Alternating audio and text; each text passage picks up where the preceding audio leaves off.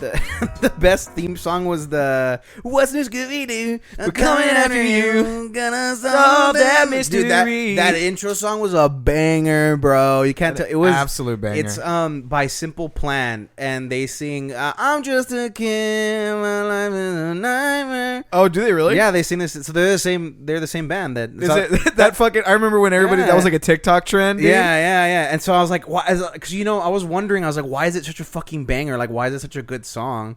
Like, why is the intro song so good? And so I went and looked up who sang the intro song, and I was like, well, no fucking wonder. They're like an emo grunge 2000s, That's not emo grunge to me. Okay, that's like the equivalent of Green Day. Seattle sound, whatever you want to call it, Seattle rock, whatever you want to call it. Yeah, that's probably a good way to describe it. I think the whole that whole sound started. If it can be used as an anthem for like a late 90s, early 2000s high school movie. I'm coming with you. I'm gonna miss you. I'm coming. Okay, no, but that's an anime opening right there. Dude, it is an anime. That is 100% an anime. Have you seen the videos or like on TikTok where they dub it over and it fits, bro? And I'm like, works wow, perfectly. bro. On every single anime that I've seen, it works perfectly. It fits way too well. Honestly. All right, I'm cracking. You ready? Oh boy, well guys, welcome back to Nerds and Slurred Words, episode 3. We're just cranking these out like fucking bunnies in mating season right now. Oh, God. Here comes the crack. Yeah. Here it is. Oh, that was like simultaneous timing. Oh, so a very different beer this week. So for the last couple of episodes, we've had IPAs, India Pale Ales. Yes. This week we've got a lager. Yes, the lager, and we're using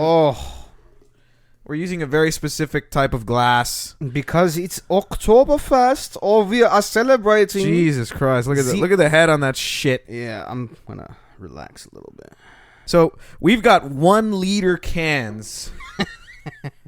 This is an Oktoberfest beer. Alcoholics Anonymous. Yeah, we've got 1 liter cans, 1 liter mugs. We're using the Paulaner Oktoberfest beer mug set, which comes with a mug and a 1 liter can of their Oktoberfest beer, traditionally served at the actual Oktoberfest, festival. They call it the liquid gold, or at least the locals in Munich call it the liquid gold. Liquid gold. I mean, can you guess why? Because it's fucking golden. And look at that color. Absolutely gold color. I mean, you've got a 4-inch head on that thing right now. It's fucking huge. A lot of hops. Trying to get as much beer in. I know. My cup is possible right now. I don't know how anybody can actually pour the full liter in here. Oh. Good. Yeah, and that's got some serious retention. That head is not dying out. It's not dying. Well, that's probably because we're drinking it in an instrument that was designed to be drunken. Yeah. Well, all I can imagine is those beautiful women in Lederhosen bringing me these. Those chicks, those barmaid chicks, bro, they're fucking ripped, bro, carrying like 5 or 6 of them at the same time, bro, with one hand. I'm like, God, dude, she has like a death grip on it. Yeah, all right, and this thing is heavy too. Yeah, it's pretty heavy. It's not light by any means. I actually, the funny story, I cracked one of my glasses in my sink when I was washing this. Did you really? I dropped it and it fucking just destroyed this glass cup that was underneath it. So that's how hefty this thing is. Deadass cracked a glass of mine and I was like, "Fuck!" Holy shit! Yeah. I mean, it's a heifer right here. It's a heifer. I mean, look at that. It's a golden color. A lot of hops in this thing apparently because beautiful, it is very, very foamy, rich, head. golden. It literally looks like it's from a movie. It's like the movies where they're at Oktoberfest or like Eurotrip or whatever, and the ladies are bringing. What a great movie! Yeah. I was absolutely thinking. I was like, that movie like Eurotrip, and it's like where the ladies are serving them beer, bro. Dead ass looks. That's what it looks like, bro. Okay. So, all right, hello. We've had the official beer crack, episode 3. We've got our beers poured. It's still sticking. I mean, it's been. Yeah. Well, mine's not sticking anymore. But check this out. Yeah. You ready for this? Prost.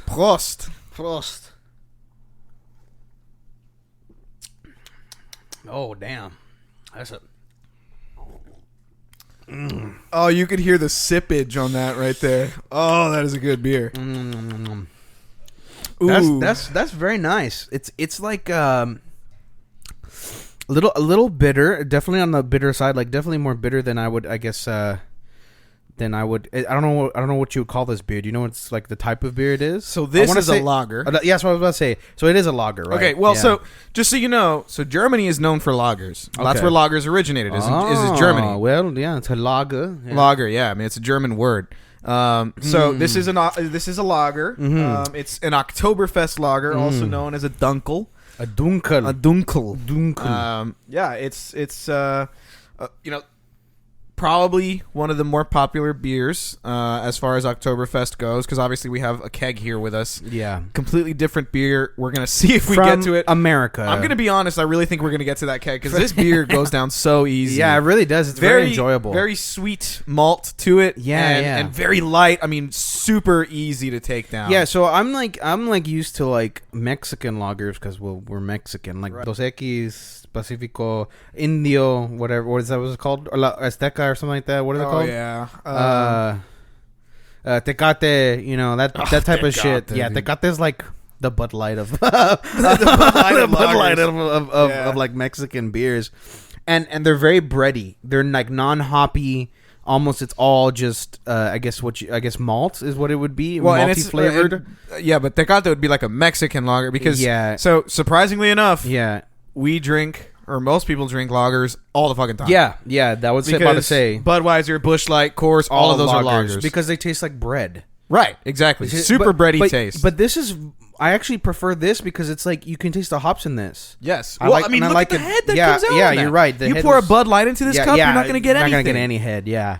So it's a beautiful, like it's almost. I don't want to like disgust anybody, but it's almost like a piss golden, like when you're dehydrated. But it's beautiful. It's like a beautiful piss golden. I don't know if I would describe it as piss golden. It looks yellower to me. Like it looks like brighter than what It's I very would good, what I though. would call piss Holy golden. shit, it's good. It's fucking delicious. It's very good. I guarantee we're gonna go through this. Yeah, we're gonna finish so, this for sure. like I said, I mean, we were questioning before we started the podcast if we were gonna finish this shit or not. It's But a I was liter. That's like 2 beers, but this we're is- definitely gonna get. Yeah, through we're it. never gonna finish. We're definitely 100%. gonna finish. So I'm gonna finish. I'm gonna ask you though. What would you guess the IBU rating is at? You said it's a little bit bitter. Yeah. What would you guess It's at? a little bit bitter, but it has like a smoother, like kind of almost like you said, a little bit of a sweeter, like kind of finish. And it has that beautiful golden color. Can see why the people call it liquid gold. You know, in Germany. Uh-huh. IBU. I mean, I you know what it reminds me of, and it's probably because it's also like the people who make this beer are also immigrants from Europe. It reminds me of a Shiner, like when I first drink it, I was like, oh, this kind of tastes like Shiner. But Okay. Shiner is Shiner's not German, right? It's like a Shiner is not German. Yeah, Shiner's obviously from Texas. yeah, but the immigrant it is a Bock, which is a Bock. lager. Was this? Oh, okay. Bock is okay. a type of lager. So there you go. So Bock is a type of lager. Okay. Which is why it reminds you of that. It's got the very sweet malts. Obviously, Shiner's a little bit darker. They Yeah, roast the definitely. grains a little bit more than this, but it's got the sweet malts. It's got the hop varieties. color and flavor as well. But I think I it's will like a say that darker- Shiner does not have the hops that this has. This definitely has some really good aroma to it. And obviously the flavor is. I love it. I think it's this- very good. Very easygoing beer, Very super good. mellow. Very good. To me, this is something I would drink. Yeah, all the time. Like, yeah, I would drink this too. Like, if I had to having, stock like- my fridge with like Bud Light versus this, dude, I would choose this. Of course, all day long. And then is this like something you could like eat a burger with, or eat like fries? Oh, with? hell yeah. You It's a could- very good compliment. Yeah, I you could think, definitely to go that. for a full and meal.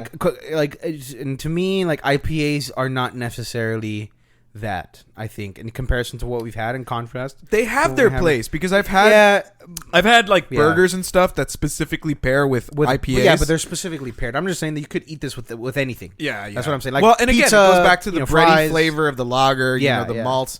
So and this one actually is it's got the Pilsner malts, it's got the Munich malts. There, I mean, again, Damn. a Munich-based company, Paulaner, known very, very, very well in the Oktoberfest community. Everybody that is a regular goer of Oktoberfest, this beer, this company, and this specific beer is the only one that's served by Paulaner at Oktoberfest. Wow. So Fantastic. And then it's because I read this off of the box, and then you confirmed it. But it's one of the only 6 breweries in Munich that are allowed. That they are have allowed, like permission to. Right. So there's to, 6 tents at Oktoberfest. Oh, I see. And you got to remember, 6 million people go to this festival every year. Yeah, bro. The Germans like getting lit, man. Which, by the way, is not happening this year.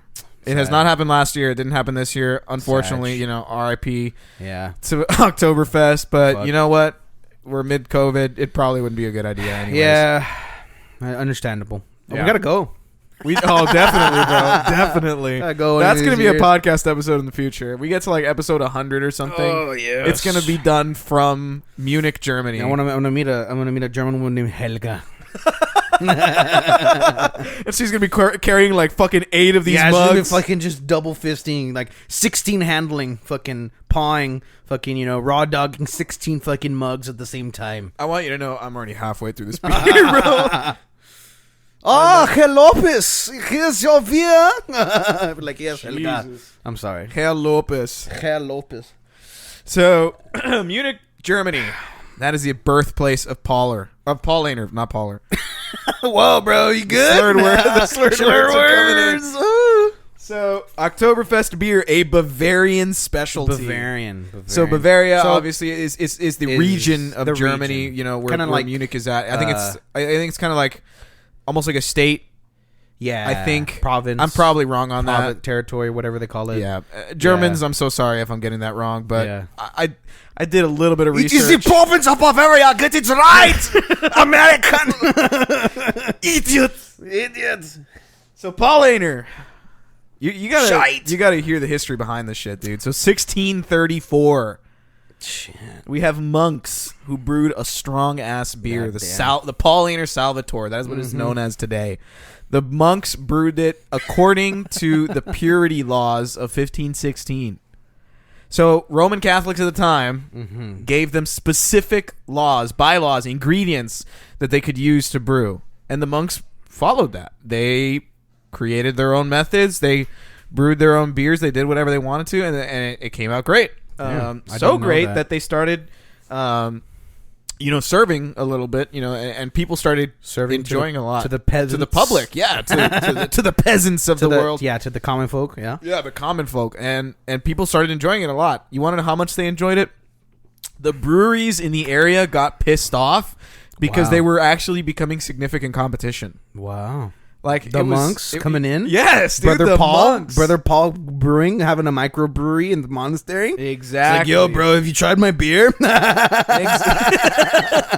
Just walking in, the village, the fucking German village, like, yeah, bro. It's like, hey, Brother Paul, what are you doing? I was like, oh, I got a keg of my beer that I made in my monastery. Would you like to try some? It's like, oh, sehr gut. Exactly, dude. So. It's kind of confusing the way that Paulaner are listed on their website, and because they give you like a timeline and history and everything like that. The breweries, sent a letter to the mayor or whatever, like complaining about. They actually complained. Yes, like 100%, like full Karen style. They wrote a letter. They wrote a strongly worded letter. These breweries were pressed. Ask me why. I don't know. The fucking website just listed as this, but they consider that letter the start of the Paulaner brewery. Wow. I don't know what the correlation is. It sounds like the Germans are very fucking petty, bro. They're like, yeah, we're going to use your official complaint letter as our drafting document as a company, bitch. It's our Declaration of Independence. Declaration of Independence. Yeah, bro. Exactly. That sounds like some pettiness, bro. That's for real fucking pettiness. They're like, Brother Paul can't make beer. Exactly. Well, and so you want to make it even more petty. The city allowed him to continue. Yeah, fuck yeah, dude. So almost 100 years later, or more than 100 years later, 1751, the monks are allowed to serve the beer for the first time on the day celebrating the father of their order. Oh. And so when they did this, they invited a bunch of Bavarian electors. And they served it to them, and you want to know how much they fucking liked it? They gave them an unrestricted license to serve it. They were like, you know what? I want everybody to taste this. The Lord's beer. This is the Lord's beer. The Lord's beer, bro. The Bavarian electors were like, this right here, everybody needs to taste this. Shit. So yeah, that's what they did. And to this day, it is a tradition where they will give the Bavarian prime minister a liter, just like we're drinking right now, of Paulaner Salvatore, which is a different type of beer. It's the very first beer that they brewed. You have the variety pack. So I do, yeah. What I would say is that we're gonna have another episode, obviously, in 2 weeks, and then I would say in the following 2 weeks after that, when Oktoberfest is actually happening, we have that Salvatore beer. Just for the sake of it, I think that would be cool. Hello, Phoebe. Hello. Aww. The dog will want some attention. So just so everybody knows, I brought my wife in because I want her to taste this beer. That's how good this shit is. Like, I want to spread the word right now. Make an apostle of everybody. You gotta drink it like a German. Like a German. From Deutschland. Wow, that is really good. Come here. Tell the world. The beer is really good. That is the official review. The stamp of approval from Miss Lily. Of Mrs. Lara. Yeah, so... Oh, it's very good. I can't complain. Yeah, so again, unrestricted license. The mayor gives it to them. Boom. Yeah, so they're allowed to serve. So again, that's the tradition today is they give them 1 liter, right? So... wow. And one more little factoid about Paulaner. I will throw this in there. History nerds. Yeah, just one history nerds are. Oh, this is definitely going to be a history nerd thing. History nerds are bricked up right now. They're like, oh my god, tell me more. They're very puckered. So, World War II. Oh shit. I mean, yeah, Germany is infamous for World War II. Yeah, it's a dark chapter of their lives in German history. We have moved on. Yeah. Germany is known for their beer. You know, I would love to go to Germany one day. Yes. Absolutely. It's a beautiful country. I would absolutely love to go to Germany. There. My aunt and my uncle just got back from Berlin, actually. Shit. So I actually been to Berlin as well. Funny thing. I mean, have you really? I was passing through. Yeah, we were on a bus ride because we were in Poland. I went for World Youth Day. Dude, my aunt is from Poland. She went to visit her family in Poland, and they dipped over to Berlin. What city did they go to? That I don't know. It's like a small city or something? That I don't know. I would need to ask her, to be honest. City? Yeah, my aunt is from Poland. That's badass. So, anyways, but I've been in Berlin too. We stayed there waiting for a flight to get out, yeah. I didn't have any beer there, sadly, but I was underage at the time. Well, in Europe I wasn't underage, but in America I was. So would they refuse to serve you? No, they would serve. They would serve you. They could, as long as you're 18. As long as you're 18, yeah. But of course, my chaperone was not happy about that because there are people who actually did go drink that were underage in America. Really? And they went out on to the drink. Fucking Catholic. Yeah, and they went out to drink, and you're like, guys, you're not supposed to be doing that. Of course, I don't know how much my chaperone knew, but I'm pretty sure they knew. They just played dumb. They just ignored it. Yeah. Yeah. Well, there's a lot of good stories from that fucking trip, bro.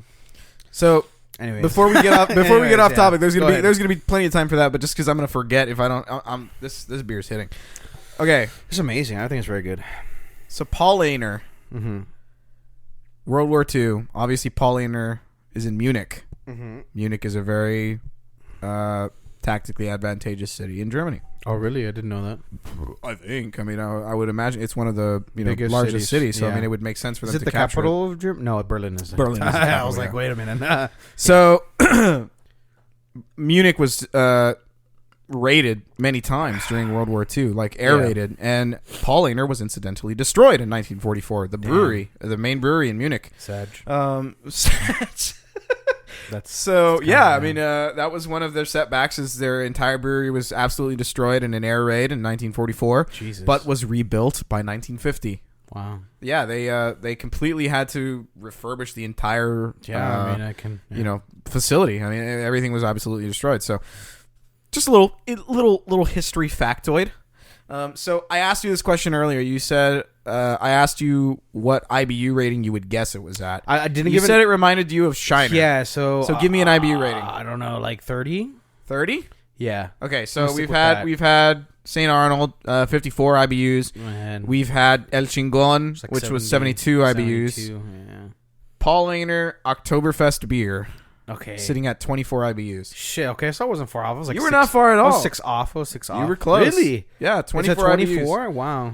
Shiner's actually 18 IBUs. Yeah, I was about to say, I was expecting like a I was expecting in the teens. Honestly, I was expecting a teens value, but Yeah, it's a little bit higher than that. 6% ABV, so not super high on the alcohol. yeah, But definitely when you drink a liter of this, you're gonna feel it. for sure. I'm feeling it a little bit. It's a lighter beer that just really flows well. To be honest, It's very good. it's got a full body to it. Yeah, it's you know, very it's good. it's great. To be honest, Mhm. so lagers. Lager. I'm not going to be able to go this whole episode without talking about what a lager is. Lager. I already said this. German origins Origins, yeah. in a lager, right? Mm-hmm. Now, if you ask and anybody, I don't know. So I'm actually learning as well as you're talking about it. So yeah. So, what's the difference between an ale and a lager? Would you say? I don't know. Yeah, Isn't an ale like a descendant of of mead? Maybe, I don't know. Well, so And then lager is like after. Is it more recent an invention than that? I will ale? say yes. Lagers are a more recent invention. Yeah. They were actually discovered by accident because they shit. used yeasts that could survive at lower temperatures. Hmm. Because typically when they ferment the beers, they're at a certain temperature. Well, they started using yeasts that could survive at lower temperatures, and that's how they discovered lagers. So, because the real difference is the type of fermentation, is the bottom fermentation versus the top fermentation. Okay. Difference is that with bottom fermentation, the yeast will collect at the bottom of the beer, at the bottom of the liquid that is being fermented. Okay. And this is typically because the yeast has a different density and the temperature. You know, it's different because the temperature is kept lower, usually at around 40 to 50 degrees Fahrenheit. Yeah. So the difference is that like the yeast works less vigorously and it creates carbon dioxide more slowly. Oh, okay. Which, I mean, obviously you have when you have any beer, you have a slight carbonation to it. Carbonation, right? yeah. So, yeah. So the bottom fermentation versus the top fermentation, because in ales they use top fermentation. It's the type of yeast that they used, right? So the yeast sits at the top of the liquid that is fermenting. Okay. So that's the main difference between a lager and an ale. Obviously, we've been drinking ales for the past couple of episodes. Okay. This is in the India Pale Ales, Yeah. IPAs. That's So- what we've been drinking. So this the- is a very different So type they of beer. put the yeast at the top with IPAs. The yeast sits at the top. Sits at the top. They don't inject it or anything like that. Yeah. They use different types of yeast. Oh. So depending on the temperature and the type of yeast, the yeast will either rise and stay at the top of the liquid, or will fall and will stay at the bottom of the So liquid. that's more to do with the temperature and the type of yeast then. Correct. And that's what differentiates a lager from an ale. Right. And so where does the yeast go in a lager?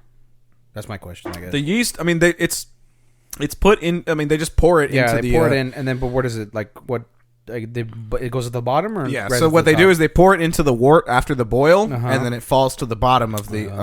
It will obviously ferment in the process, but it will collect at the bottom of the liquid of the wort at the time. It's I a see. wort at the time. Once it's done, it's a beer. I see. Yeah. So And so ales are the opposite. They raise it to a temperature, and they have a type of yeast that rises to the top. correct. It's usually kept at a little bit higher of a temperature Over time. Right. Yeah. Wow, that's interesting. Yeah. So That's cool. So this is typically brewed during Oktoberfest. Some beerology, right Some here. beerology right there. Yeah, Yeah, you yeah. got a little bit of 101 on that shit.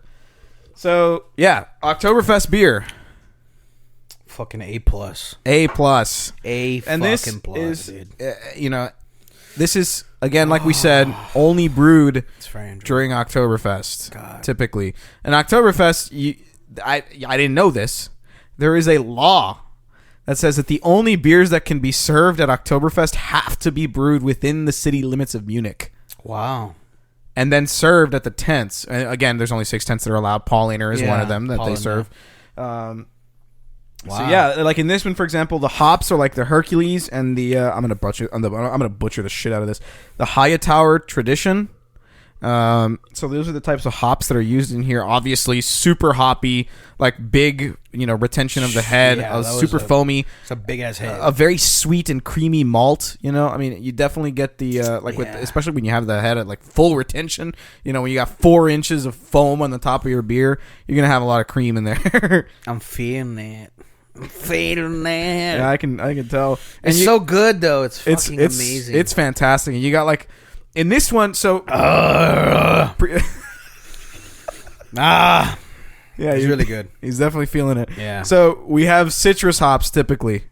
That's what we had in the IPAs, right? Yeah, we got a lot of citrus in those. very citrus notes. These got a little bit of citrus, but in these you get a lot more of like the earthy, sort of grassy notes to it. I can taste that. Yeah. It's a very different type of hop. Yeah, it almost reminds me like the aftertaste is almost like a. The finish is not like bitter. It's almost sweet, a little like very kind of tangy, sweet. But the aftertaste is kind of like when I would drink I have like Guinness. I don't remember what Guinness I had, but it's like it reminds me of a Guinness. Like drinking a very dark, like very earthy beer. Because you know what Guinness reminds me of? Like you said, it has this very earthy notes. It reminds me of coffee. It's like a beer coffee almost. Beer coffee. So yeah, that's what it lagers are reminds known me for of. that. Lagers are known for having beer coffee sort of things. I will Yeah. say Guinness is more known for stouts. Yeah, for stouts, which is a different type. Which is like the Guinness Drought is obviously probably one of their more famous beers. Which that's Irish though, right? right, it's an Irish beer, which is what we're going to be having 2 weeks from now. Hopefully, 2 weeks from now. Yeah. Correct. Oh. So yeah, beautiful beer, great taste. We learned a little bit about Germany. What I will say is that, like I said, we in a couple of weeks we want to have Oktoberfest stuff. You know, we want to have like an Oktoberfest style podcast. Do they do that here in not necessarily in the events? States. We have something similar to it in New Braunfels, close to that- San yeah, Antonio. that's what I'm talking but it's, about. It's Yeah, not. yeah. It's not Oktoberfest. It's just a beer festival, It's just basically. a beer. Fuck. I mean, it's still worth it. I mean, shit. Like, I'm gonna be there. Exactly. When does it happen? Actually, I think typically in November. in November. Okay. Yeah. All right. Well, I'm gonna be here. You're Yeah. gonna be here. I hope you'll be here. I'll be here. Shit. So before we kind of transition over to Yeah, nerddom. I actually thought of my creative juices are flowing right now. So I actually thought of Yeah. I thought of an alternative question because I had posed a question before the podcast to my co-host Manny here, but he had said we should wait because we have another. We want to have a guest on hopefully next podcast. and the guest is going to be sort of our specialist. Yeah, our subject matter expert. Oh God. I'm stuttering here, slurring. The slurs are definitely flowing right now because this beer is going I can't down stop. like I can't water. stop drinking, and it's really fucking good, dude. Like it's really good. It's flowing like water right now. So before we transition into that, I do want to mention, you know, anybody that's listening right now, I want to thank you guys for listening. Obviously, Yes, thank you. But I want to let you know we are going to be coming out with a website pretty soon. We're going to have a bunch of different blog posts, all kinds of different articles that we're going to be writing about beers, about nerddom. You know, we're going to be writing all kinds of stuff. Not coming out with merch or anything like that right now. You know. Oh no. You know, even though we've heard that our logo is great. Yeah. Which props to my sister again. Yes, for she's a very creating that talented logo. artist. I've gotten really good feedback on the sticker. Actually. Yeah. or people have told us that we should make into a sticker. Yeah. So yes, we're going to be coming out with a website. You know, it helps us a lot if you go check it out. I will let you guys know when the official release date is going to be going. We're actually working on it right now to get it out as soon as possible. Yep. All of our podcasts will be available on there. All of our, you know, a lot of what we talk about in the podcast is going to be going into further detail, you know, in the articles and different things like that. Yeah, so we're obviously more eloquent when we're not drinking. So Yeah. There's gonna be some blog posts on there. So if you ever want to like kind of guess about or have like a kind of summarization of what we talked about in one podcast or a particular topic that we cover in the podcast, it'll probably be in a blog post on there, on the website. So you guys can go check it out. It'll be nerdsandslurredwords.com, I believe. Yep, It's not ready just yet, nerdsandslurredwords.com. but yeah, it's gonna be coming soon. So probably by next podcast it'll. So just an advance notice, Yeah, just to yeah. give you that. And the other it'll be thing that live. I will ask, It'll be live soon. the other thing that I will ask is that if you are enjoying the podcast, please give us a review wherever it is that you listen to our podcast. Spotify, Apple Podcasts. Very important. Give us a 5-star. Anchor.fm. We're going to be putting all of our podcasts on YouTube pretty soon.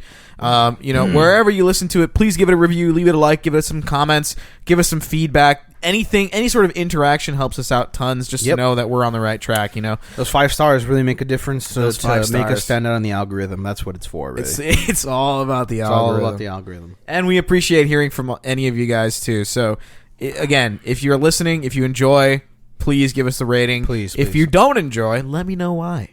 I want to know what the fuck I'm doing wrong. Yeah, but How can you possibly hate hearing Goyle's even voice? the hate is good because at least you're listening. At least you're listening. You add to the statistics of listeners, so even the hate listeners are good. Okay, Exactly. And keep fucking hating. Bitches. You know what? Ironically enough, Yeah. when I was looking at our statistics, we have German listeners. Oh, boy. And you mentioned, you were like, oh yeah, maybe like a VPN or something. Yeah, but it's if a you are a VPN. German listener and you're Yeah. listening to us right now and we're talking about It's fucking Oktoberfest and Oktoberfest. Paulaner, which you're probably very familiar with. Yes. If you are a German listener, please reach out to me. I want to know who the hell you are. Yeah. Hey, send us some. We'll open up a PO box. You can send us some actual like good German beer. Oh, that would be great. That'd be Actually, really cool. speaking of which, That'd be cool. So, Send us some German beer. Yeah. so a coworker of mine, he's from Vermont. Okay. He's got a beer that he's going to send us out. I'm not going to name the beer yet. Oh my. I looked up the beer. Uh-huh.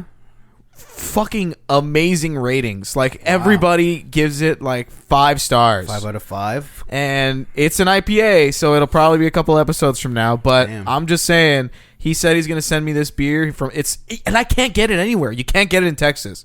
Wow. It's a Vermont-based brewer, so he said that he's gonna get me that beer. Yeah, the beer's coming up. He's gonna get me that. Yeah. He's gonna get me that beer, and that he guaranteed that I would be amazed with the flavor. It's a double IPA, very strong, 100 IBUs. Holy shit. Yeah, so Yeah, that's some fucking. maybe I'm just realizing right now. There's some Frankensteins of the. There is some Dr. Frankensteins of the beer world, and I feel like that's a. Well, it's a double IPA. I mean, That's a just double imagine a IPA. triple IPA. That's like a. Does that even exist? How do you even do that? It's definitely a triple How IPAs do you definitely do that? exist. How do you do that though? Extra hops, extra brewing. The fuck? There's a lot So of you extra. just do it twice? Is that what it is? You just do the brewing price twice. I and will be like, yeah, explain it's to you. I will explain this is to a you double- double IPAs on another Yeah, episode. I was like, yeah, I gotta do some research on that. Yeah. No. I'm gonna because I've done a lot of research on IPAs, but I don't want to. There's a lot of shit that I got to get into right now to tell you about what I a am double IPA. feeling this is. beer in my veins, and I feel it's really good. I can tell your face is getting a little red right now. It's really good. It might be a mistake to crack open that keg, but we're gonna find out. I don't know. Should we mix beers? Honestly, I don't know. I guess it's kind of sacrilegious. Just So mix. for reference, right now we're about 37 minutes into the recording. We've had a couple of different times that we've had to stop and do a couple of things, That but is very true. not very much. Maybe like 5 minutes in. We're about less than halfway. well, you're definitely 75% of the way. I am more than halfway. I'm probably about 65% of the way 65%. through this beer, which is the equivalent of 2 beers. So we're gonna try Really, that. this is the equivalent of 2. Fuck, bro. Yeah, I think it's because we're drinking it so fast. Maybe. It's very good. It is a very enjoyable beer. Like I said, It's definitely fantastic. It's good. Like I can see myself drinking it like when I'm having a burger or having fries. Out. Eating somewhere, like at Hop Dotty or something. Hop Dotty. Hop Dotty actually has pretty good beers on tap usually. Yeah. So I could see myself drinking this like all the time. Drinking at a baseball. Wow, no, I think this is a little bit too good for a baseball game. It's a little too high quality for a baseball game. A little, the baseball game. You got that cheap shit. You got that Miller or that Coors or whatever. No. You want to talk about a baseball game, and I'm going way off topic, but fuck Yeah. it. So, baseball. I'm not the biggest fan, I will admit. But There's a lot of Latinos actually. my wife play. used to live in Boston. Lily used to live in Boston. And Boston. Yeah, Boston. So she lived right by Fenway.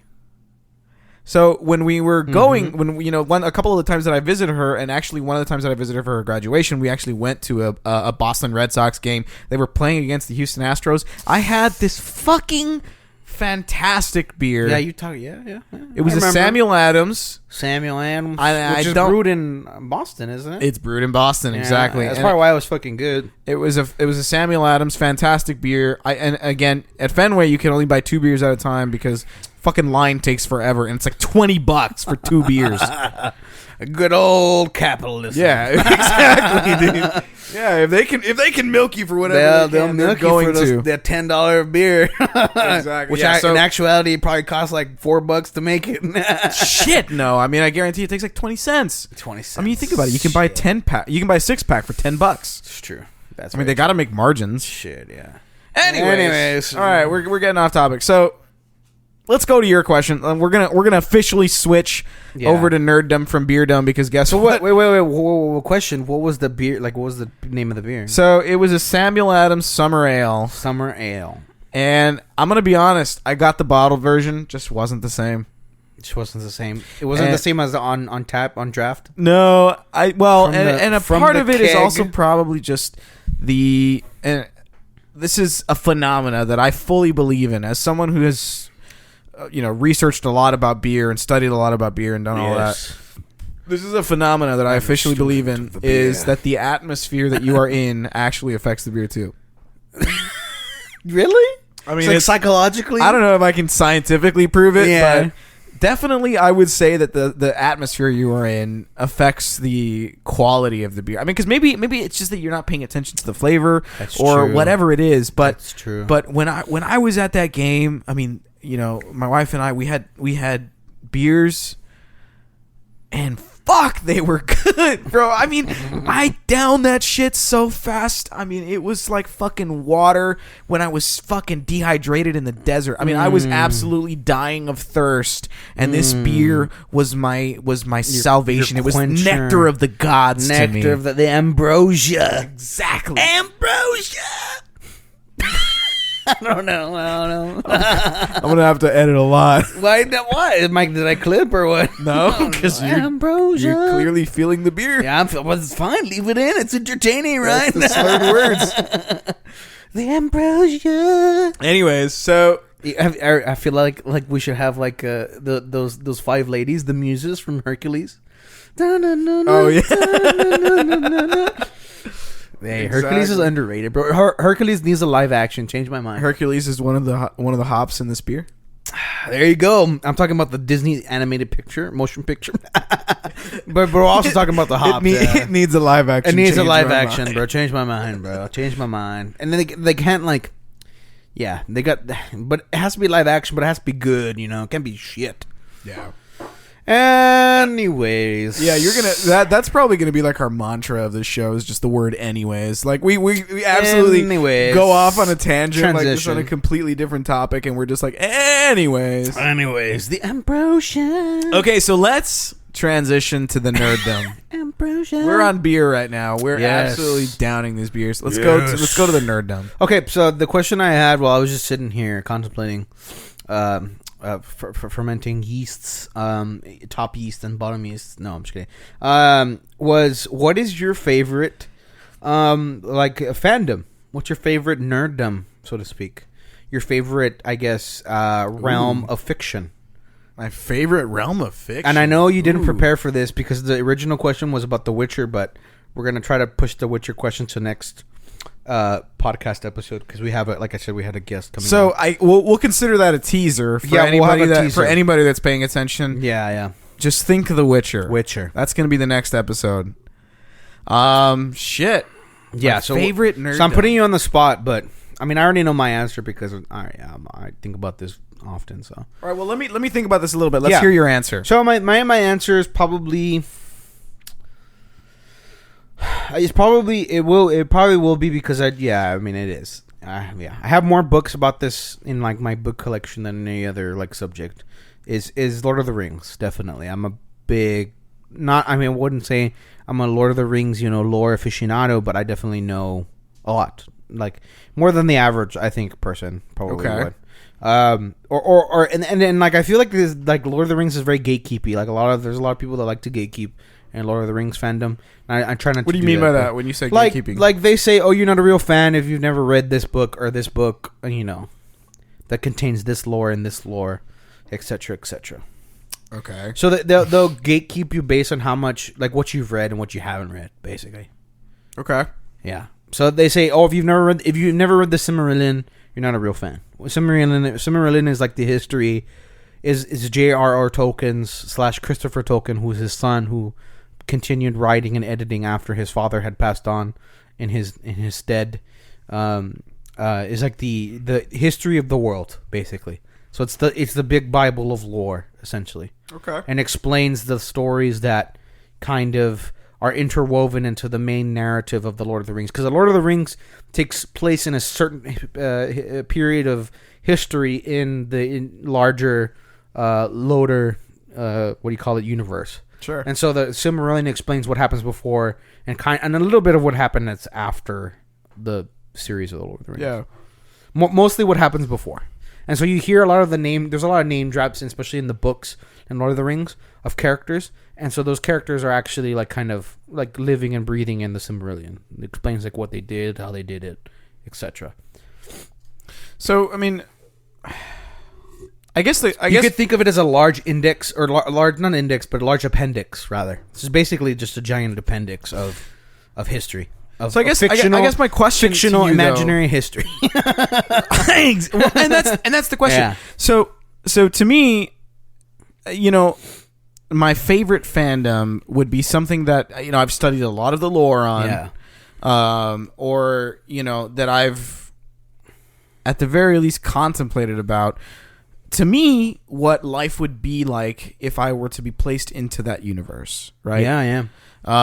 So and that's probably the nerdiest thing you've ever heard. Well, welcome to Nerds with Slurred. Well, I mean, it's Welcome to Nerds and Slurred Words. All of fiction is based. It's just based around the concept of escapism, is being able to escape from your prison. Damn, that's deep. Environment. You're fucking circumstances, dropping bombs right now. Shit. Trying to find some kind of sense of relief in that escapism, which is not always the case, but that's nonetheless that's the reason. I think that's a fundamental reason of all fiction in general. But I mean, I might be wrong. I'm not a psychologist. So what is the escapism that is involved in Lord of the Rings for you? I guess there's a certain I guess I don't know how. I guess the eternal struggle of good over evil. And then having struggle, the eternal struggle of good over evil. And there's the slurred words and good, and the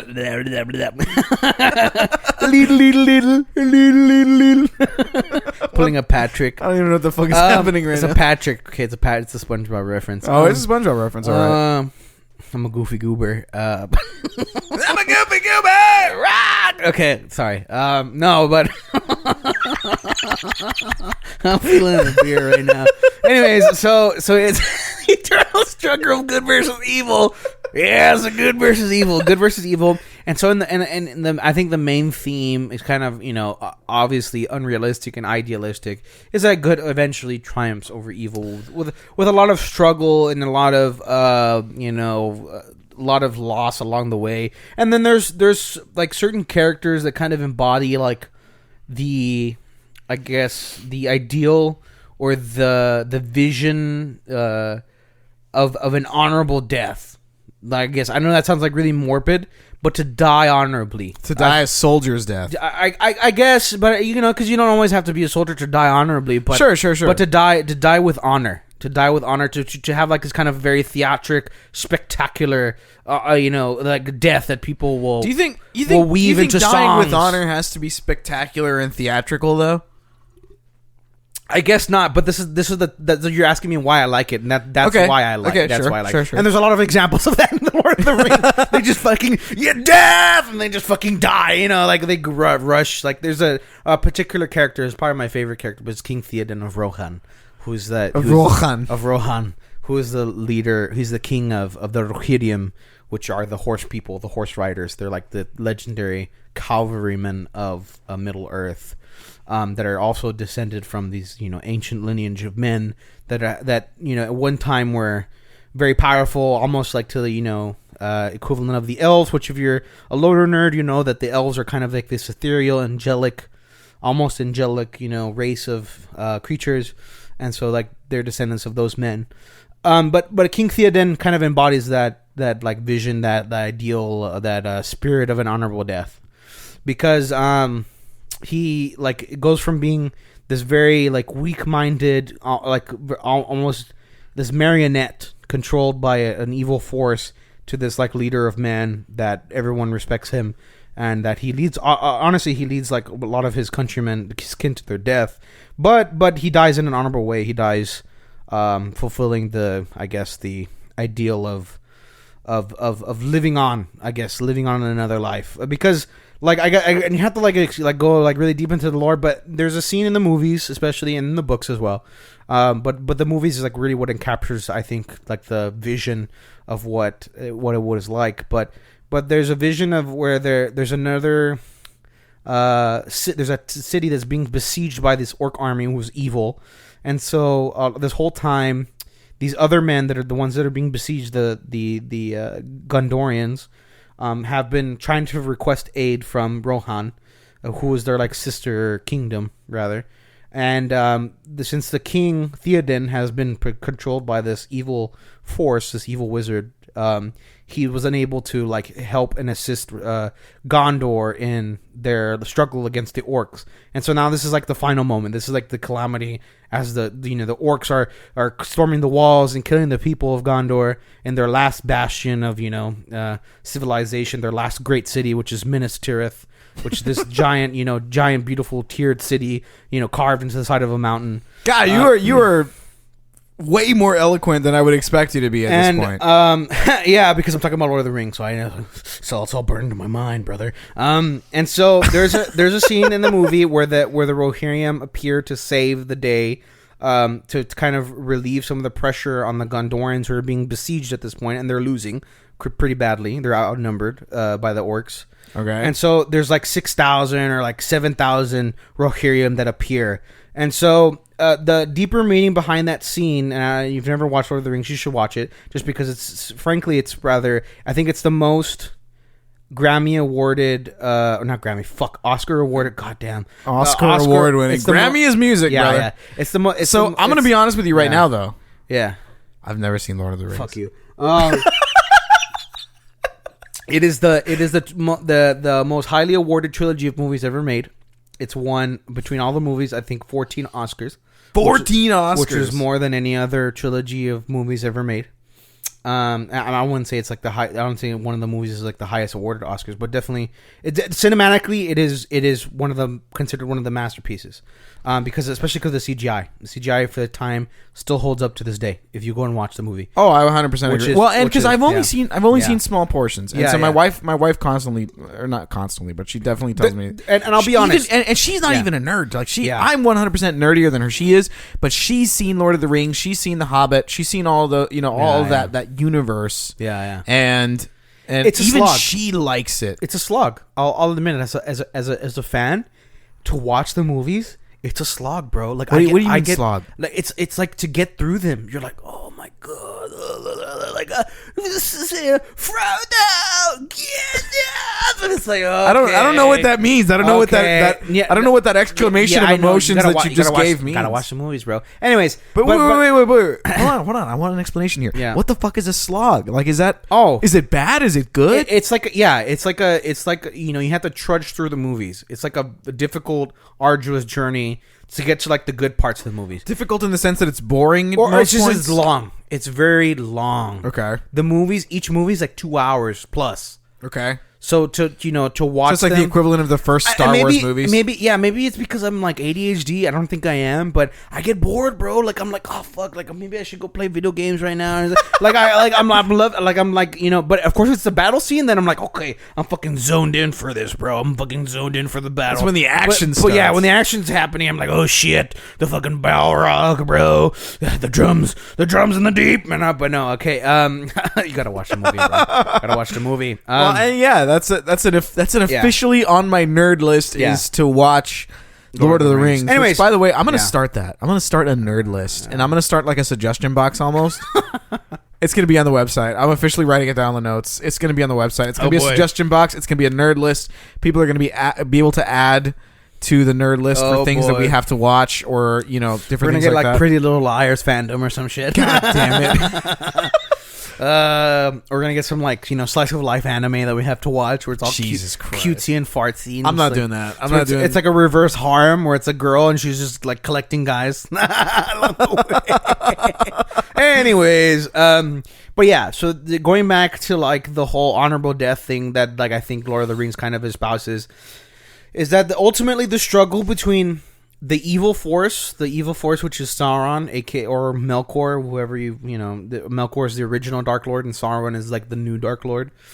Is that Long time ago, the evil force, the evil god Melkor, lies to men and tells them that if you die, there's nothing beyond death. And this goes back to like Christian ideology because J.R.R. Tolkien was a converted Christian, Catholic Christian actually. He was a converted Catholic. So he takes a lot of that, draws upon a lot of that the thematic sources of Christianity and puts it in Lord of the Rings. But there's this great creator deity being called Ilúvatar. And so basically the fundamental struggle of men in Lord of the Rings, just men, not elves or dwarves, those are different things. But men, is that Melkor, who's the Dark Lord, lies to men, tells them that if you die, there's nothing beyond death. So you can defy the gods because there's certain spirits that come to Middle Earth that have domain over certain aspects of the world, like water and air and stars and shit like that. And so Melkor lies to men and tells them, disobey the gods because if you die, there's nothing after death, so you have nothing to fear. Might as well just, or maybe he makes them fear death. He makes them fear death because at that point, men cannot die. They have really long lifespans. They have lives for hundreds of thousands of years. And so the charge of the Rohirrim at the Battle of Pelennor Fields, and King Theoden saying that they're about to die. I know this is like a lore dump. I was gonna say, you're dumping the whole fucking story is on me in right defiance now. Is in defiance of Melkor and Sauron, and therefore Sauron, because Sauron is a servant of Melkor, in saying that they are not afraid to die because they know that if they die an honorable death, that they will eventually live on in the halls of Mandos. In Valinor, which is the heaven, basically, and it's so they Valhalla. So yeah, before they charge, they say they scream death. They scream death because they know they're gonna die. Number one, number two, because they're facing this large army of orcs and they're cavalrymen and they're gonna charge and they're gonna die probably. So the equivalent of Mad Max and spray painting their fucking faces silver and just being like, "Witness me, witness me." Yeah, basically. And then but they know they're reaffirming their faith. Basically, that's what they're doing. They're reaffirming their faith and saying, even though I am gonna die, at least I know that I will live on in Valhalla or Valinor. Yeah, exactly. Fuck. I mean, that's such a theme. I mean, yeah. And so then they charge, and it's fucking badass because you just see the medieval potency of trained cavalrymen charging an infantry. Like a infantry position, and so they just decimate. They fucking decimate these orcs, bro. And it's there's just horses flipping and the people getting shot with arrows, and then fucking horsemen fucking stabbing orcs with lances and killing these, and it's fucking great. So it's oh yeah, I love death and destruction. Yeah, testosterone, bro. And yeah, so it's a combination of all those things. That's why that's part why it's. And I feel like a lot of people could probably relate to that. Holy shit, the slurred words. So if you and you can go look up the clip that I'm talking about on YouTube, and it has 11 million views, and it's all the comments are every time I see this scene I cry. This is the only scene in cinematic that I've ever seen in a movie that makes me cry, and I'm fuck yeah, bro. I feel you, bro. I feel you, bro. Same, bro. Yeah, it's hard not to feel and that fucking solidarity in that. And then there's and actually it's funny because fun fact about that shot in that movie is that the majority of those people that are on the horse riders, the cavalrymen are actually not men, they're cavalry women.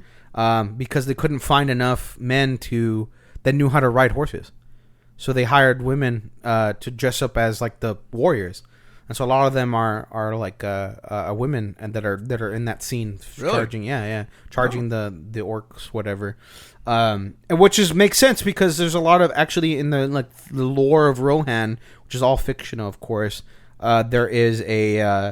There's a history of shield maidens. Men are predominantly the fighting force, but women are also allowed to fight as well. Which is the struggle that you see of Eowyn, who's the princess of Rohan, who also is actually there with another hobbit.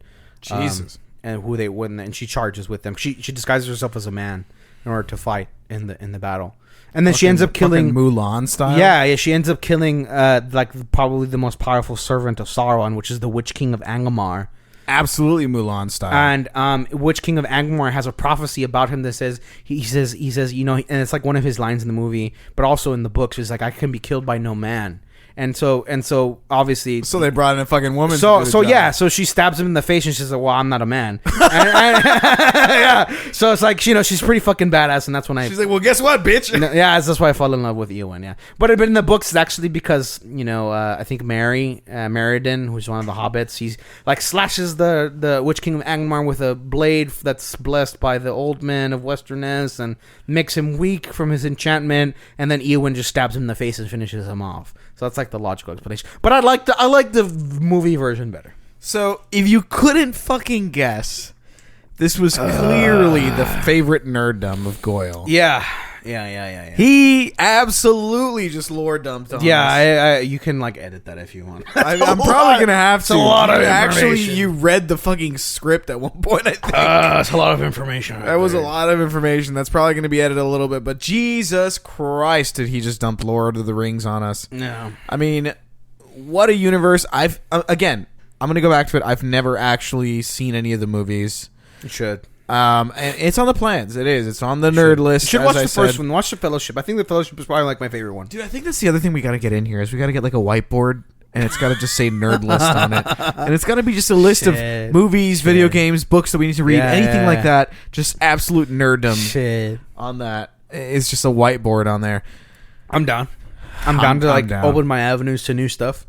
Open the avenues. Yeah, so anyways. I'm done. Anyway, so let's hear yours. Okay, so here's the thing. As you were speaking, I was thinking between two different things. Blubbered for long enough. You did blubber for a while.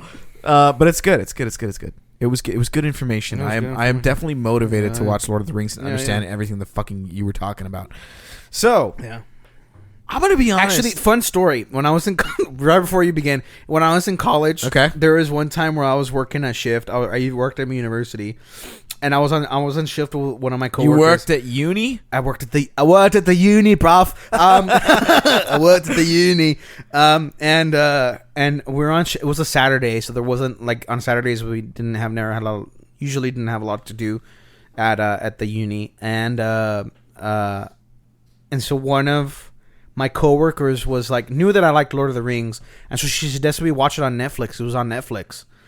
So she's like, let's watch it together. And I was like, fuck yeah. I mean, fuck yeah. I'm not going to refuse watching fucking Lord of the Rings on a weekend on Saturday when I can just get paid to do nothing, right? Fuck yeah. So we were watching Lord of the Rings, and I was like hitting the fucking space bar. I was like pausing. So what's happening here? So I was like explaining every fucking thing. I was like pausing it every 2 minutes, like ruining her experience. So what's happening here? So this is Gandalf, and he's actually in the Elvish tongue is called Mithrandir, and he's actually a spirit from Valinor, sent by the god. Poor girl, bro. Poor chick. I'm sorry, Maria. I'm sorry. If you ever hear this, I'm sorry, Maria. I'm sorry. If you ever hear this, if anybody that knows Maria wants to reach out to her and apologize to her on behalf of Goyo, I invite you to do she was that. really nice. So she's like, oh my gosh, I didn't know that. Thank you for explaining. She was really nice to her. She was really nice about it. She tried to make you feel valued. She was really nice. What a gal. Yeah, what a gal. She was really nice. She was really nice. Anyways, go ahead.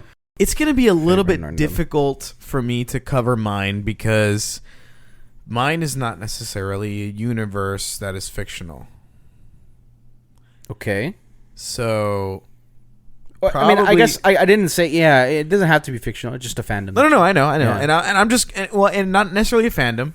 It's not necessarily a fandom. It's a nerddom is what I'm going to say. Nerddom, yeah. Because it's hard to be a fan about something like this. And it's kind of awkward to talk about this topic in the same time that we're talking about Oktoberfest and German beers and all that. Oktoberfest. But if you don't already get all the hints, I am alluding to the topic of World War II. Okay.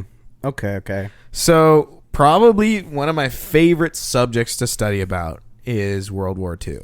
And I know that a lot of guys out there are going to share this sentiment with me, and probably a lot of women out there too. Is the subject of World War II is the start of it, the charisma of Hitler, of Adolf Hitler as a leader, as someone who, who literally brainwashed millions of people into following him into what is an absolutely evil war. Yeah. And it kind of goes back to what you were talking about, like the good versus evil, and how expansionism. For example, Lord of the Rings is sort of the good versus evil, and good will always win. I mean, obviously, in the case of World War II, good did prevail. But I love hearing about for example, the near misses, the things that really could have turned the tide of World War II into something that did not play well in our favor. So before you continue, have you ever seen? This is fictional. It's alternate history. Are you gonna say Man in the High Castle? Yes. What a fucking great show! It was crazy. It's a crazy good show. Again, a series that is based on an alternate universe. It's wild. So for anybody that does not know it, Yeah. it's a series that is based on an alternate universe. Wild. It's an Amazon Prime show that is basically what would have happened if the Nazis had won the war. If the Axis powers had won the war. The Axis, for example, is Japan, Germany, and Italy. Yep.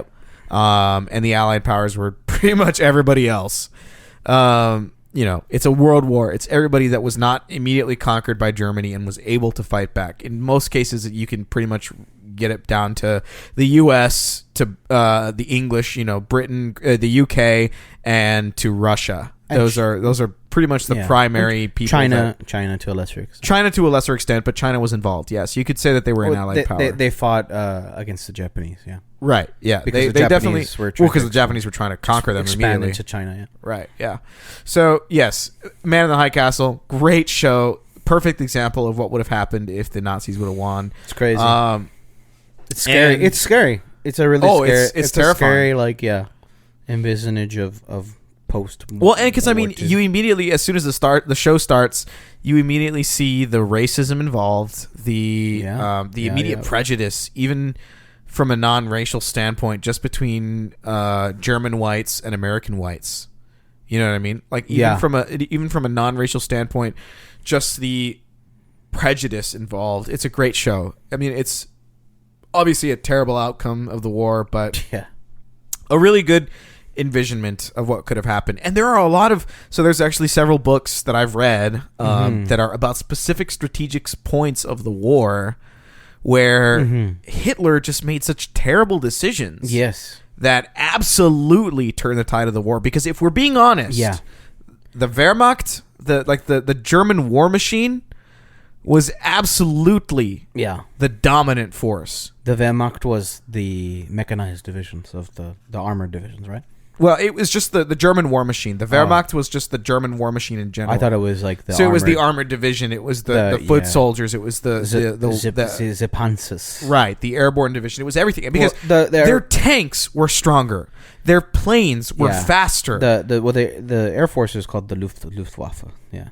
Yeah. But it's just the Wehrmacht is. Is it a general term? I didn't know that. I thought it was. I believe so. I mean, maybe it was only. Maybe I'm wrong. Maybe my whole life's a lie. But referring to the like mechanized, the Panzer divisions where they'd have infantry and I don't think so. But maybe you're right. Yeah. Maybe I'm wrong. Because in comparison and contrast, because I don't want to say I'm a student of World War II history, but I enjoy tank history a lot. I like tanks, so that's kind of like my. I guess my man nerddom. Dude, remember when we wanted to plan my bachelor party so we could go shoot a fucking okay, World look, War when I get tank? married, we're renting a fucking tank, bro. Okay? Good old American justice. I want you to know that when you get married, I'm 100% whoever it is that we're planning with, we're going to fucking get you a tank. We're going to get me a tank, baby. We're going to get you a fucking tank. Anyways. But I understood that. The Panzers were part of the Wehrmacht. For reference, if you live in Texas, you would know that there's a part of Texas, there's a city you can go to. Yeah. There's a company that you can rent out a World War II tank, and you can fire it, you can drive it. I mean, you pay a assload of money, but you can actually drive and fire this operable World War II era tank. Because it's expensive because obviously they don't make tanks like that anymore. And right. Well, and they have to custom machine the ammunition. And the ammunition is no longer in production as well. So correct. Yeah. So, but anyways, so World War II is probably my favorite thing to study about, and a lot of it is because because of how close we came to not winning it.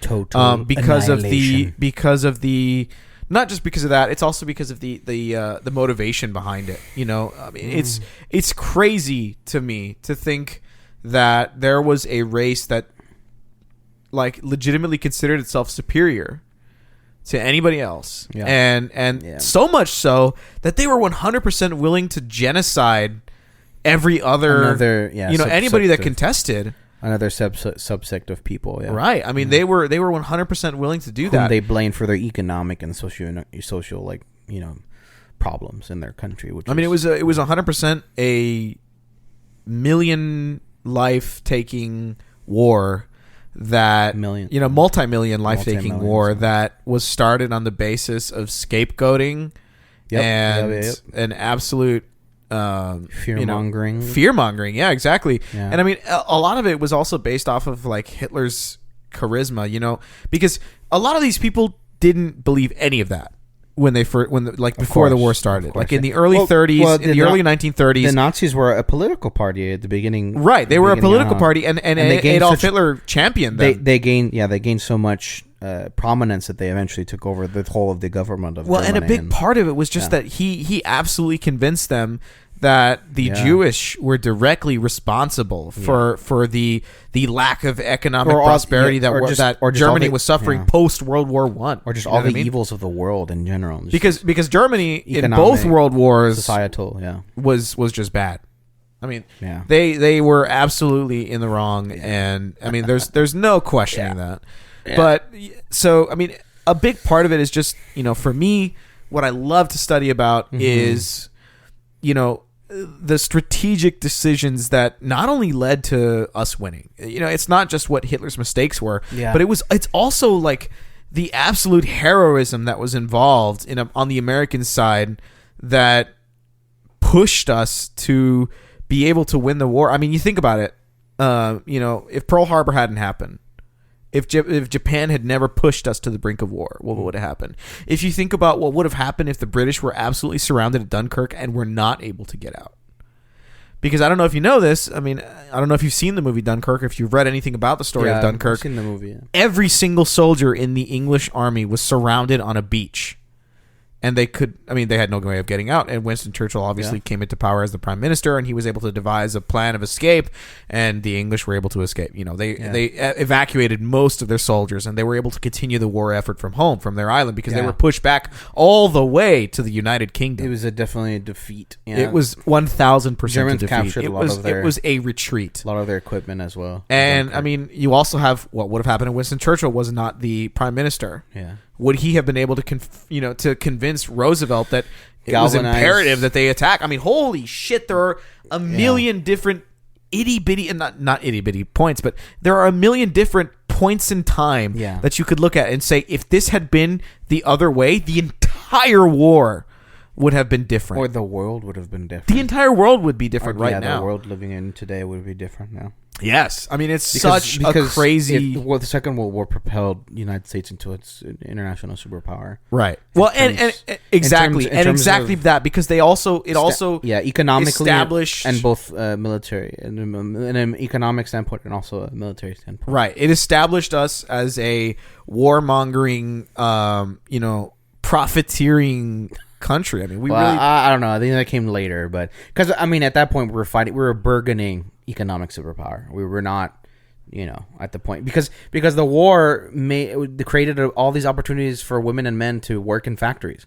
It created all the factories because you need factories for the tanks, you need factory ammunition, you need factory for tractors, you need factories for guns. So Well, and so to that point, you know what the crazy part of that manufacturing aspect of World War II is? Yeah, it spurred economic growth. The crazy part of the manufacturing of World War II is that we did not have the means from a military standpoint to produce the amount of warships or tanks or planes that we needed.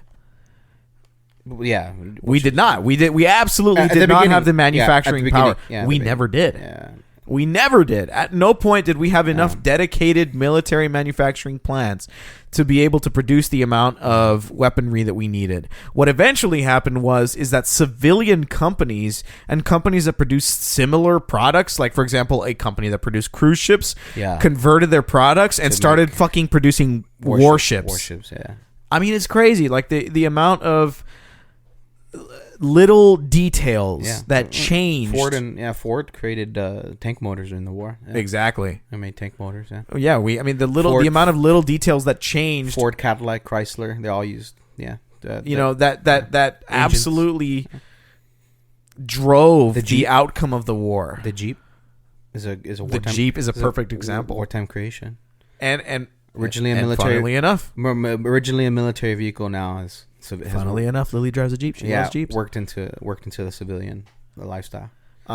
So Jeeps also, and it's funny, I didn't know this. So they could actually airdrop Jeeps. Yeah. They could airdrop them in crates.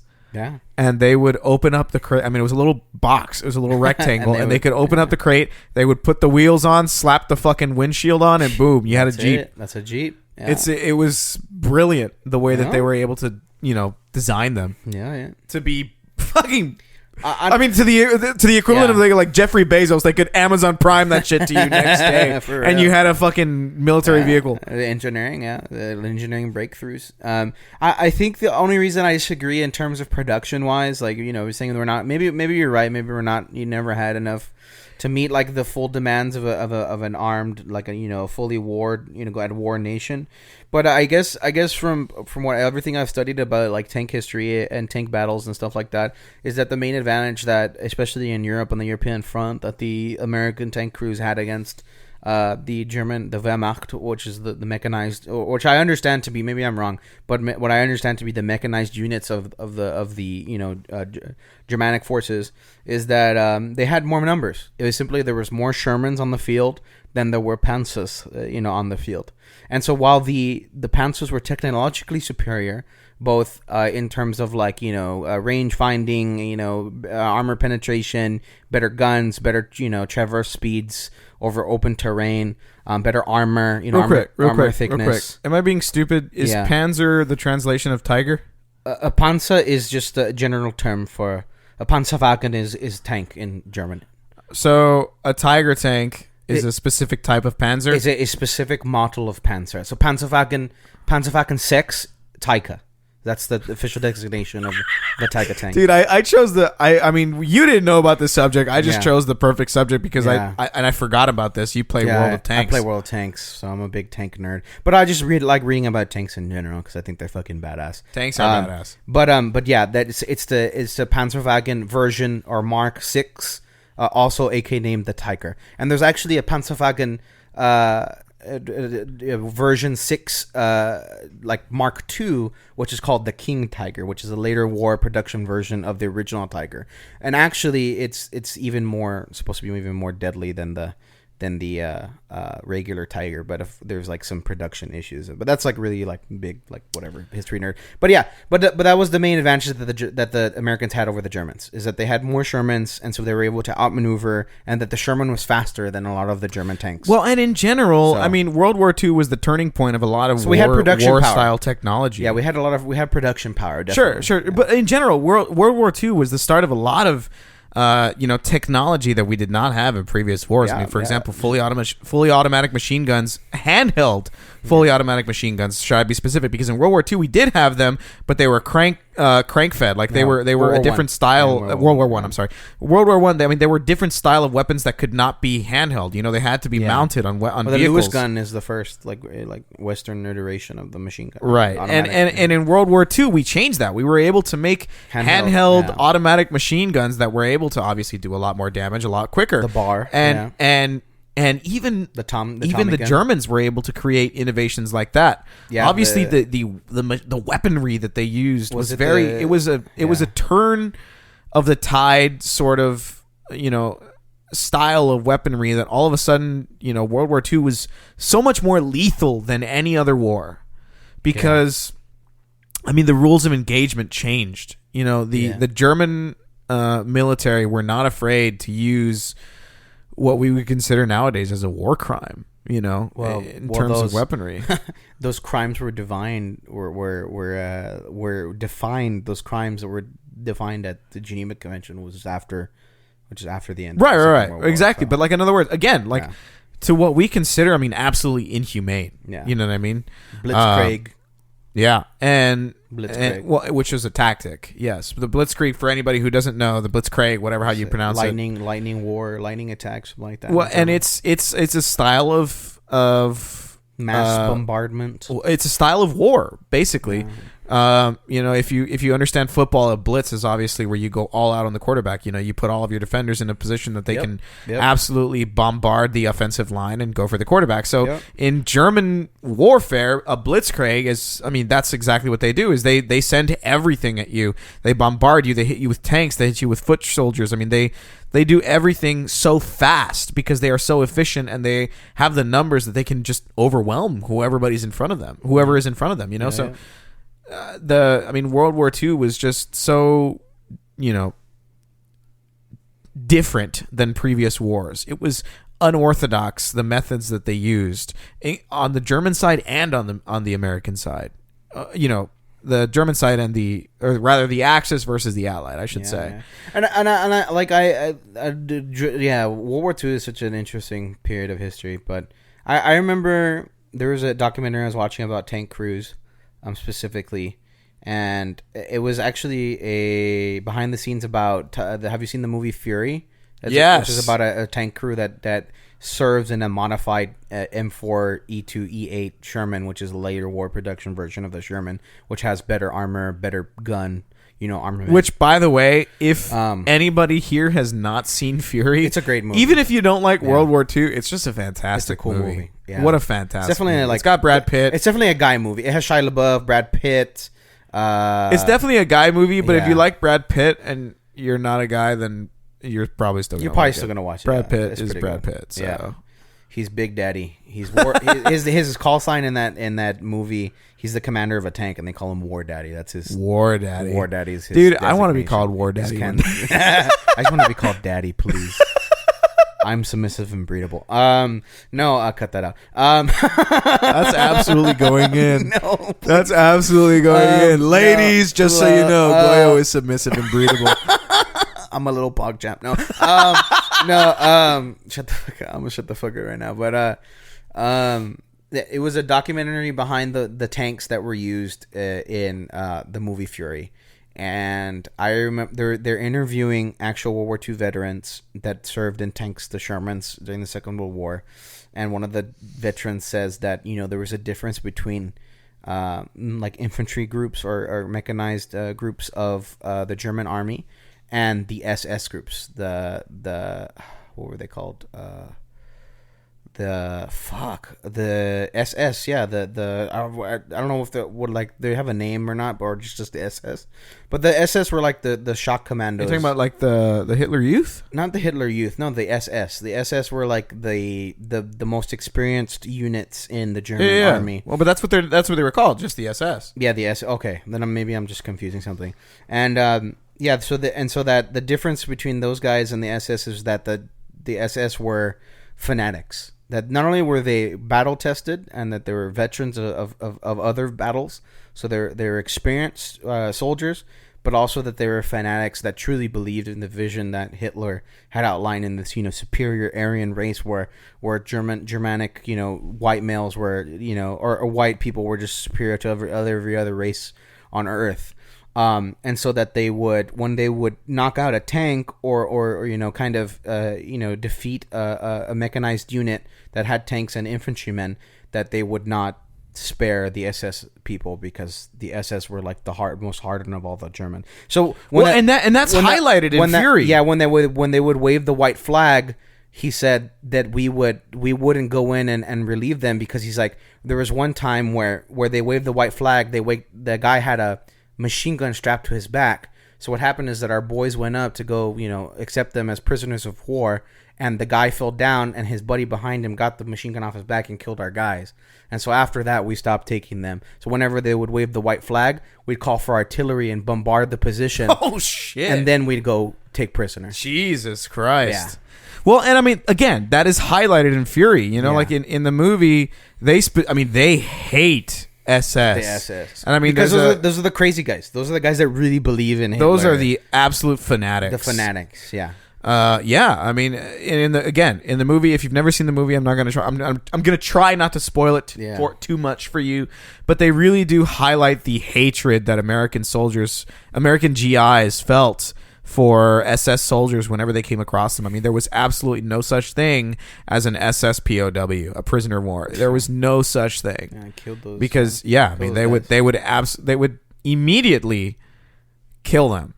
Just to avoid any sort of possibility of the SS being able to obtain information or kill anybody or anything. I mean, that was... Yeah, and that's what they called it. They called it the fog of war. They called it, this is what war is like, and they said, blah, blah, blah. But, whatever the case is, yes. But kind of getting back to it, yes. So, my nerddom, World War II, and I mean, I can talk about World War II all day long. All day long. I'm a history nerddom, Just a little bit about me, I guess. That's my what's the my nerddom. December 7th, 1942, the day that would live in infamy. Yep. The Empire of Japan has created a dastardly and devastating attack against our naval base at Pearl Harbor. As a matter of fact, I just got back from Pearl Harbor. Yeah. Oh, really? Yeah. You went and visited? We went and visited Pearl Harbor when we were in Hawaii. Yeah, Pearl Harbor really crippled our Pacific capabilities because they knocked out so many important ships. Well, we were able to salvage a lot of them and repair them. They really didn't because we didn't have very many ships docked at Pearl Harbor. I thought we didn't. There wasn't a whole fleet. There was a fleet, but most of our fleet was not there. Oh, really? We had just taken it out. It was on routine exercises, or well, what? we had just pulled them out of the harbor. So, I mean, again, it goes back to any little detail would have changed, and the entire war would have been different. But yeah, they had just pulled out a significant amount of the fleet, from Pearl Harbor. We went on to defeat the Japanese Navy in Midway, which was one of the most pivotal, in a fantastic sweeping defeat. Pivotal naval battles of the Pacific Theater, if not the entirety of the Second World War. Yeah, where we surprised the Japanese carriers.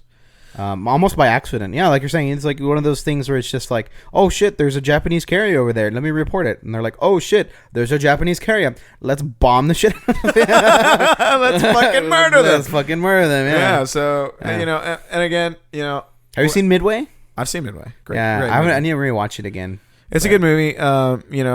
There's a lot of Saving Private Ryan and Fury are I think it's in terms of World War II movies and cinematography, Saving Private Ryan is my first one. I fucking love that movie. I mean, if you never watched it, God, watch it. Dude. And then it's Fury and then Midway. Midway's a little cheesy. I'll be honest, a little tropey and cheesy. Well, and because Midway they tried to kind of do the Hollywood thing, and they made it. They kind of converted it to a and the reason I think of Midway when you say Pearl Harbor is because the attack of Pearl Harbor. That's how the movie begins. Is the attack of Pearl Harbor. Sure, yeah. Well, and it begins with the attack of Pearl Harbor, and then we answer with Midway. I mean, that's how we were able to respond and really get into the war. But yeah, going back to what you said, so. Cinematography wise, yes, Fury is a fantastic movie. I mean, the film is brilliantly directed. Fun fact. In the movie, most of the, if not all of the tanks are. Well, no. I don't know if Fury is actually real. Yes, they are, because I remember they talked about how they used real American tanks and the last standing German Tiger tank. The last working German Tiger tank. Yeah, and because if you watch the movie, I want you to watch the movie again. Look really close. So this is going to be a spoiler alert. So if you've never seen Fury, cut it off right now. But if you have seen Fury. In one of the scenes... The tiger is real, yeah. Yes, the tiger is real. In one of the scenes, they face off against a tiger. 2 of the other American tanks are killed. Tank teams, they're killed. 3, actually. All of them are dead. I think there were only 3 to begin with. There was 4. Were there 4? Whatever. They all die. Okay, point. Yeah. So, the other teams are killed. The only ones that survive are Brad Pitt's team and everybody else. One of them gets hit with a Panzer. Oh, my fucking God. You're getting hung up on the details. Sorry. So what? Oh, the only survivors are Brad Pitt and his team. Yeah. So they go up against a tiger tank. They kill the tiger tank. What they're able to do is they're able to flank it, get behind it because it's a lot slower of a vehicle, and they're able to hit it in the rear where the armor is weaker. Exactly. If you look really closely, you can see that they did they tried their best to CGI the fire on that tank because they couldn't actually damage it because it's the only surviving tiger tank. Working tiger tank in the world. Exactly. It's the only working tiger tank left from the World War II era. So they had to preserve it as best as they can. So they had to CGI the fire and the hole in, when they fired upon the tank. Mach 1. So yeah, they absolutely CGI that in. So if you look really closely at the movie, you can definitely see that. You can definitely tell that it's not real. Yeah. I mean, and the hole that they put in the backside of it is also CGI'd. Yeah. But anyways, yeah. So just kind of in summary, I will say World War II, that's my favorite nerddom. You would expect it's a video game or a novel or whatever. Yeah. But definitely my favorite subject is World War II. That's how my my wife and I met, is we were talking about history, we were talking about World War II, we were talking about all kinds of things. I didn't know that. Cool. Yeah, so we're both nerds in terms of history. So cutie. if you ever want to like strike up a conversation with me, if you see me in public and you want to get me going about nerddom, talk to me about World War II. I will chat your ears off. Those German brother. Granted, I will say this. Goyo will chat your ear off about fucking anything. This guy just monologues. I guess so. Yeah, that's true. Oh, well, if I'm by myself, no. I mean, no, that's bullshit because I've seen you stream. You have like 0 viewers and you are just absolutely monologuing. Well, that's because it's streamed though. It's again, it's performative in nature. If I'm like in my apartment or like HEB, I'm not gonna fucking talk to you like if I don't know you. So you're telling me you never. Okay, well I take that back. I do talk to myself. I was gonna say you don't talk to yourself. I talk to myself. Yeah, I talk to myself to make myself all feel the time. comfortable. Like to make myself feel comfortable. I will talk to Safe. myself. Safe. I bought some tortillas from the tortilleria, bro, at the HEB, bro. They're nice and warm, and I got home and I ate one. I was like, damn, this is good. It's good. What does that have to do with anything? Talking about another fun fact from Fury the movie is that one of the actors, the loader, he's another famous actor. He comes out in other movies, but the loader he chews. He has like a tobacco chew. And so his character is constantly spitting on the inside of the tank.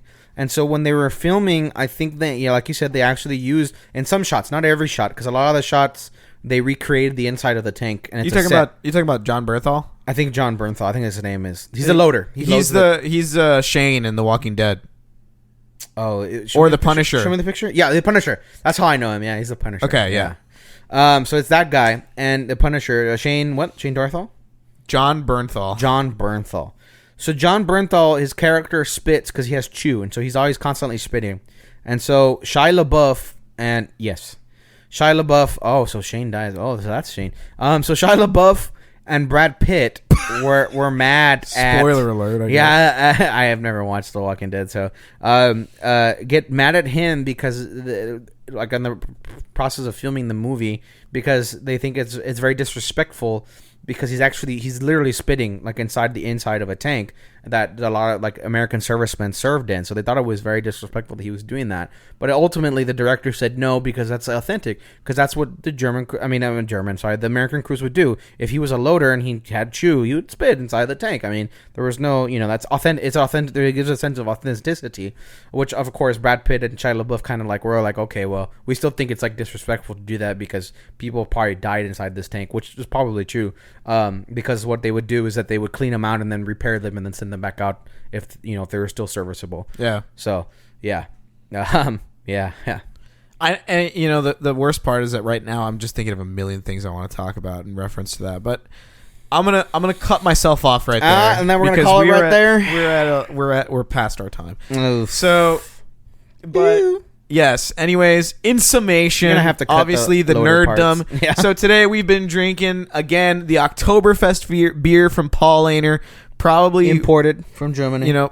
Again, fantastic lager. Munich Oktoberfest. A fantastic lager. You can get it at most of your nearby liquor stores. You can get it at most of your grocery stores. We got it at HEB. Again, probably the best grocery store you've ever been to. It is. It's superior. If you ever come to an HEB in southern Texas.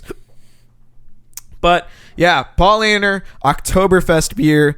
Goyo's nerddom is Lord of the Rings. Probably a very prominent nerddom for a lot of people out there. My nerddom is World War II. Also a very popular nerddom amongst a lot of people. Yes. Obviously, Goyo shares that sentiment because he plays a lot of World of Tanks. Especially in America because there's a lot of gun collectors here. So not only are we gun collectors, obviously we won the war. So, I mean, I feel like that's a point of pride for a lot of people. But I guess it is. Yeah. But anyways, so... Yes, those are our nerddoms. You got to know a little bit more about us today. Like I said earlier, please, if you guys do enjoy the podcast, if you guys are, liking what you're hearing, or if you even want to just talk to us, leave us a review, leave us some comments. Leave us a comment, a 5-star review, or a 1-star review. Make it a 6-star review. A 7. whatever you want to do. Recommend some beers to us. At this point, recommend us to your friends too. recommend us to your friends. Yeah. Absolutely. Push us, please. I will, at this point, I mean, we're at episode 3 of season 1. Yeah. I'm pretty sure all of season 1 is going to be beer. Yeah. Because I know that our next episode is going to be a That's what it's stout. looking like right now. I mean, Our next episode is going to be a stout. Wait. The following episode is going to be another lager because we're going to be celebrating Oktoberfest. yeah. While we were eating dinner, you did suggest doing wine, so maybe we'll do that as well. Maybe it'll be like the finale. We'll do the I finale. feel like, no, we'll have to have a whole season of wine, though. a whole season of wine. Oh shit. Okay. We'll have a whole other season. Well, that's in the future. We'll talk about that later. Yeah, exactly. We'll talk about that later. So but, it depends on how long season 1 is, too. But anyways, true. thank you guys so much for listening. We really appreciate you thank guys. you for giving us the time of day. I hope, if you're whatever you're doing, I hope you're having a good time. Whatever it is that you do it, make sure you get out there. You go get some Oktoberfest beer and get ready for the Oktoberfest celebration, yes. which is not actually going to happen in Munich this year. Yeah, but you know what? You can sadly. celebrate it at home. You can grab some of these 1-liter mugs, and you can celebrate with us. Getting ready for the next couple of weeks and the next, the coming weeks. Yeah. As we prepare for Oktoberfest. Hell 'Cause yeah. Today is German- the 28th. Yeah, I believe so. So we're end of August. We're getting ready for it. Getting It's ready for late it. September. German so. beer superior. Remember that. German beer superior. Germany known for their beer. So, Yeah. anyways, thank you guys again. I'm Manny Lada. I'm Goy Lopez. And this has been Nerds and Slurred Words, baby. We appreciate all of y'all. Ambrosia. make sure you get yourself some ambrosia tonight. Ambrosia. This morning, afternoon, tonight, whatever time of the day it is for you. You have a good night.